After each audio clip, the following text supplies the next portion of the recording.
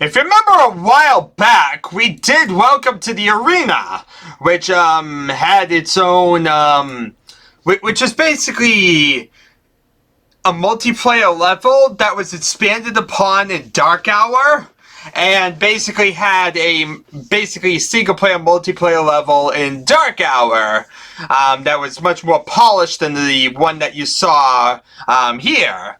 Well, Crypt'o'Death is pretty much exactly the same idea. A multiplayer level that was polished up in Dark Hour. Both of them had like M at the end, but both were also made by Costa Musa, so that might be as well. But yeah, those are probably modified versions of the original levels. So this is the second one, Crypt'o'Death, finally. Made by Daniel Ramelt, aka Super Slimer. This is his first Quake level. Took 2 hours total, not including stopping the fix bugs in the editor he made. Yeah, he's made another editor because we cannot get enough of these freaking editors. So he's made this editor called QMapper 0.19. I'm not even sure if like QMapper gained any relevance whatsoever, if this is like the only guy who's ever used it. But yeah, it's yet another editor in the lengthy series of random Quake editors out there. So yeah, it seems like we just keep running into new and new editors. So yeah, there is a single player, but there's no monsters though. Brilliant, right? Totally brilliant.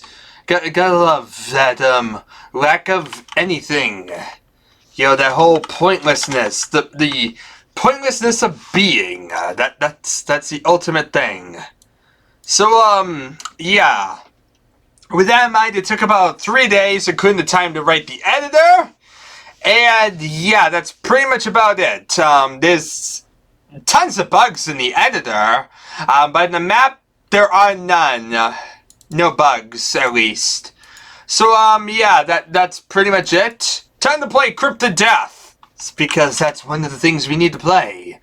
And that's one of the other ones that's in the beginning area. If you notice, we're starting to really clean out this beginning area, so that way when you load up it, you're not seeing a bunch of maps that we have yet to even touch. Definitely clearing it all up finally. So yeah, you spawn like much you do in Dark Hour, but of course there's nothing here but a single multiplayer map.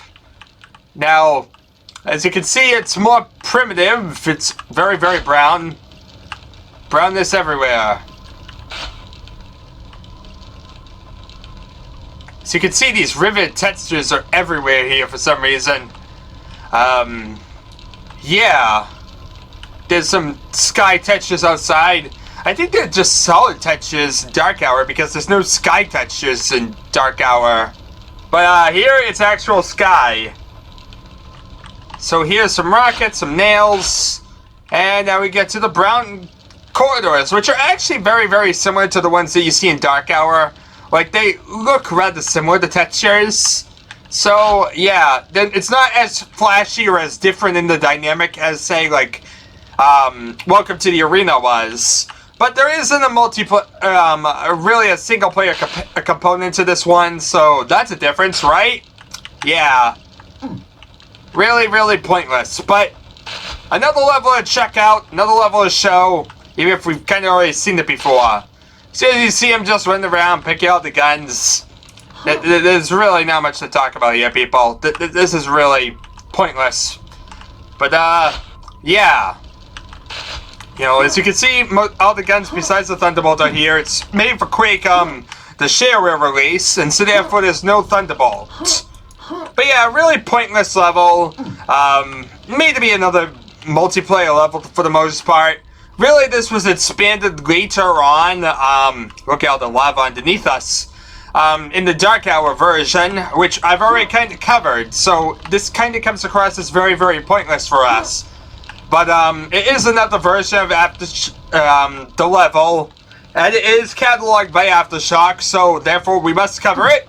And here we are. Another level catalog that proves that it wasn't just an Aftershock level.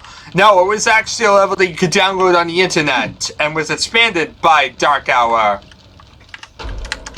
So that's pretty much that. Like I said, there's really not much to this level. It's a multiplayer level.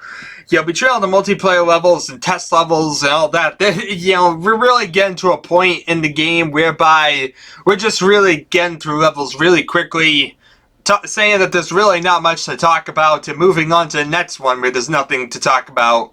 Yeah, as I kind of said at the beginning of, like, a lot of these, we were kind of flying through a lot of the single-player levels. Like, yeah, a lot of the levels we were touching back then were the single-player levels.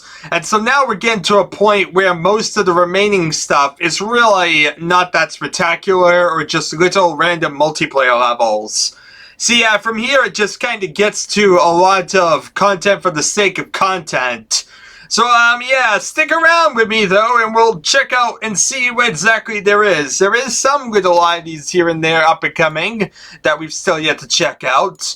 So, we do have stuff in the works, definitely ahead, but it's definitely a lot less than, say, the surplus that we started with. Anyway, thank you all for watching, people. It's been the Adventure, and I shall see you all in the next episode.